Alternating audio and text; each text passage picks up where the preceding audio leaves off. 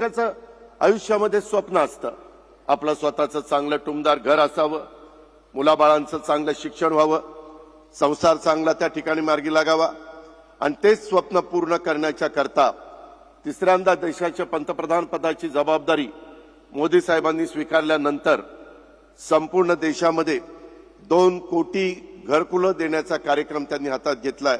आमचा सगळ्यांचा प्रयत्न आहे की त्याच्यातले जास्तीत जास्त घरं तुमच्या माझ्या महाराष्ट्राला कशी मिळतील याबद्दलचं काम हे आपलं महायुतीचं सरकार करतंय।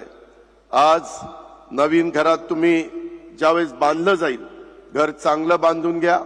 त्याच्यात येणाऱ्या अडचणी तुम्ही तुमच्या कुठल्याही लोकप्रतिनिधीच्या कानावर घाला। सतत आम्ही देखील त्याचा विचार करत असतो।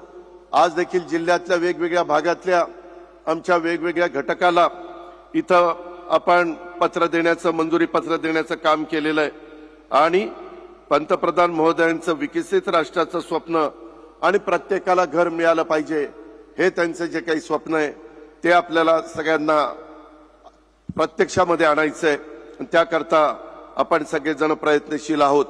ही पण बाब तितकीच महत्वाची आहे। मगाशी जयकुमार गोरेंनी सांगितलं तसं शासनाचा 100 दिवसाचं जे उद्दिष्ट आहे त्याच्यामध्ये मी आदरणीय अमित भाईंना सांगू इच्छितो की राज्य सरकारने 100 दिवस एक महत्वाकांक्षी कार्यक्रम जाहीर केलेला आहे, आणि यात शासनाच्या विविध योजनांना कामांना गती देण्यात येते।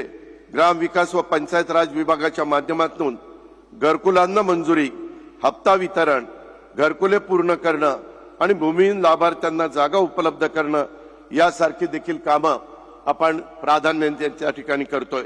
राज्यात ग्रामीण आवास योजनेच्या अंतर्गत ह्या 100 दिवसात महाआवास अभियान 1 जानेवारी 2025 ते 10 एप्रिल 2025 या कालावधीमध्ये राबवित असून मला खात्री आहे की 100 दिवसांसाठी ठरवलेलं उद्दिष्ट वेळेआधीच नक्कीच पूर्ण केलं जाईल। ग्रामविकास खात्याची जबाबदारी ज्यावेळेस मुख्यमंत्री महोदयांनी जयकुमार गोरे आणि आपले राज्यमंत्री योगेश्वर सोपवली त्या दिवसापासून ह्या दोघांनी पण ह्या सगळ्या गोष्टी मनावर घेतलेल्या आहेत, आणि त्याच्यातूनच आज आगळा वेगळा कार्यक्रम त्या ठिकाणी होतोय।